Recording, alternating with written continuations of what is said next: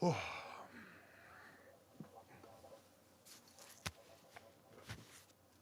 can definitely get used to this. Oh, hey there. Welcome to Watching Westerns. We're definitely doing something very different today, and I'm excited about it.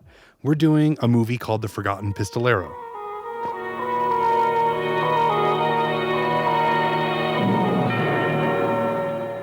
A gunman learns his father was murdered by his mother and her lover.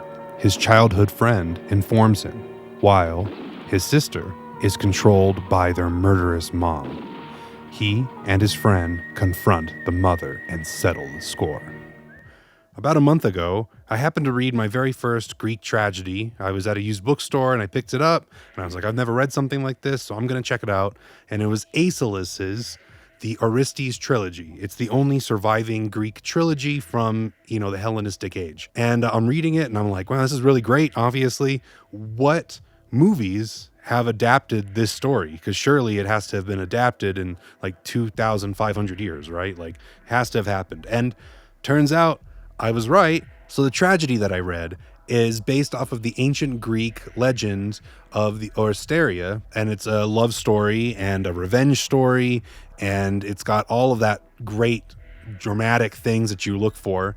And I was surprised to see that it would be translated into a Western. And I looked this movie up on Letterboxd, and I'm like, I recognize this story. I recognize some of these stills and these images from this film, but I don't recognize this title at all.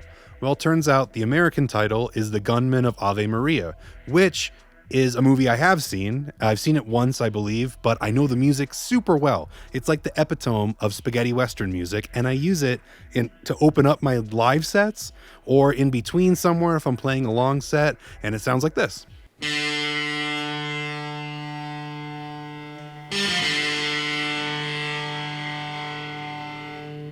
I love it. So I put together a list of the things that I'm thinking are going to be in this movie. And then I watched the movie and I wanted to see how much of the things that I thought would be in the movie are actually going to be in the movie in relation to the legend and the tragedy that I read. What is this story?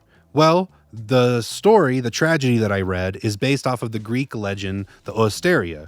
And the trilogy that I read of this Greek tragedy is the same name. It's broken up into 3 plays, and it's Agamemnon, Libation Bearers, and What is the story? Well, the story is a revenge story, a vicious cycle of revenge within a family. Lust for blood just is a vicious cycle of more lusts for blood and revenge, taking revenge because of another revenge. And it really deals with the ancient idea of justice, which we kind of just see as like an eye for an eye. So the story in the Greek tragedy is the king of Greece is coming back from the Trojan War. And in order for him to even begin that war, which happened 10 years ago, he killed his daughter, sacrificed her to the gods. His wife was not too happy about it. So while he was off fighting the war and then taking a concubine and coming back to Greece, she started a love triangle with another man. And when they hear that he's coming back after all these years, they go, great, we're so happy he's here, we're going to kill him. So that's exactly what they do. They kill the king of Greece and they take all of his wealth and his kingdom and everything.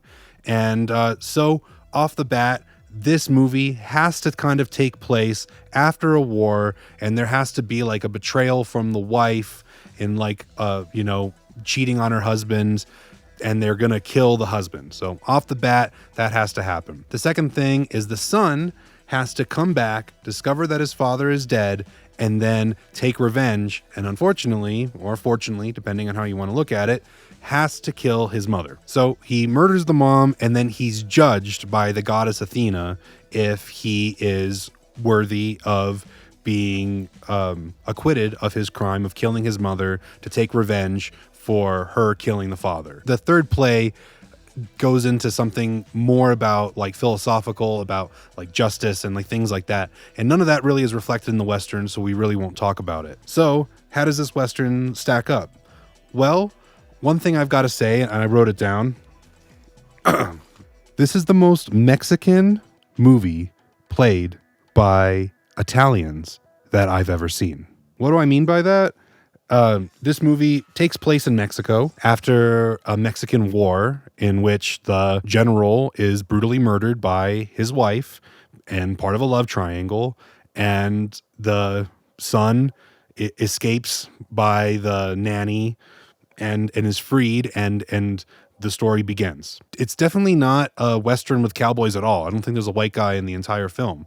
So off the bat, as far as a spaghetti Western goes and a Western goes, this is more of like a Mexican leaning Western, which I thought was really neat. I mean, despite the fact of like Italians playing Mexicans, you know, that sucks, obviously, in the modern days, but back in the day, that was like much more common, obviously, and a lot of it has to do with budgetary reasons. This film was shot in Spain by Italians, probably financed by like Germans or something. So like they didn't like go over to Mexico to film this movie. They kind of keep it low budget and they use their sets, and this is a pretty low budget Western. Something that I found really interesting about this film that I wasn't really looking for, and it's something that's kind of a cool lesson to learn for anyone who's making film or just interested about film in general, is while a great score like this definitely elevates a film, you know, this is kind of a low budget movie and they're kind of doing like a discount version of a Greek tale, kind of like taking that story in order to build a Western, which is unique and interesting, but it is kind of like a discount version of the tragedy. What is interesting is the color red. And what I mean by that is they use red, at least in my opinion, to kind of represent the passion of revenge. Now, the main character is Sebastian. He is the son that is going to go and kill his mom, which there's a spoiler to that. He doesn't. The story does fluctuate just a little bit, and it makes a lot more sense in their context, but it's definitely, again, a loose representation of that legend. But Sebastian and his friend Raphael are being basically hunted constantly by these gunmen that are hired by his mom to find him.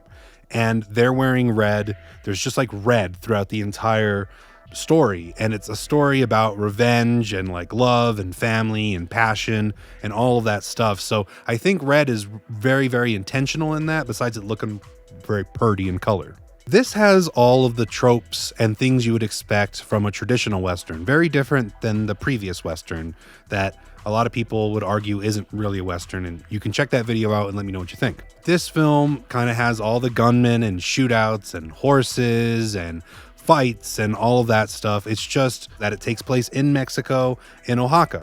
And so it's not that traditional, like, bunch of white dudes out in the desert, you know, being gunmen.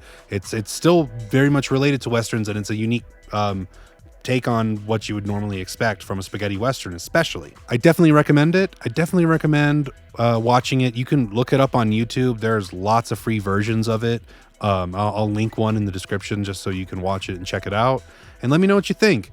And make sure you wear your toga and your bolo and your gambler hat, you know, and cowboy boots are optional.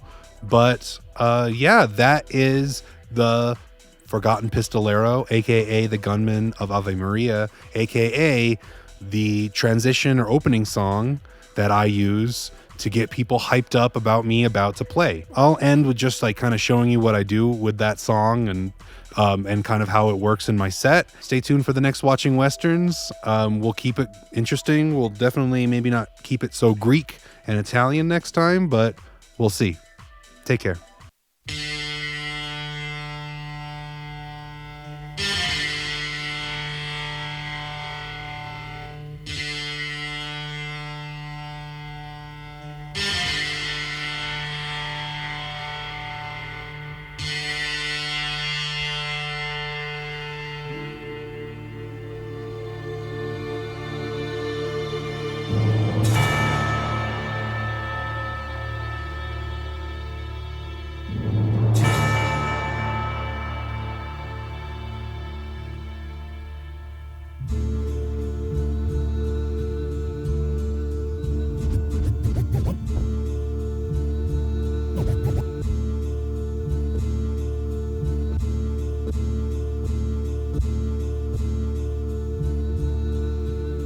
So you're the stranger? Yeah. Well, then speak up. Well, I had a friend who said he was the son of a very famous general. He spoke of you, ma'am. He said you were his mother. Where is your friend now? What is his name? He's dead.